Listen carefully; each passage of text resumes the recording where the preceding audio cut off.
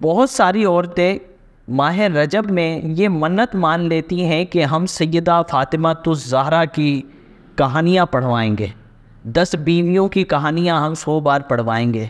ये वसीयतनामा बाज़ औक़ात हमें पेपर मिलता है कि फ़लाँ ने ख्वाब में देखा फ़लाँ काम करो, और अगर आपने ये पर्चा आगे नहीं छपवाया तो आपको नुकसान होगा। तरह के वसीयतनामे, सैयदा फ़ातिमातुज़ ज़हरा के नाम से मंसूब कहानियाँ, 10 बीवियों की कहानियाँ, छोटी कहानियाँ लोगों के अंदर छपकर तक़सीम होती हैं, लोग उसे पढ़ते हैं, नज़र मानते हैं।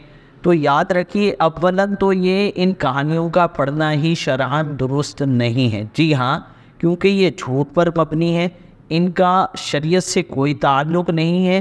तारीख़ के हवाले से वो अहदीस नबवी और अक़वाल उलमा और बुज़ुर्गान दीन में इस तरह की कहानियों का कोई सबूत नहीं है।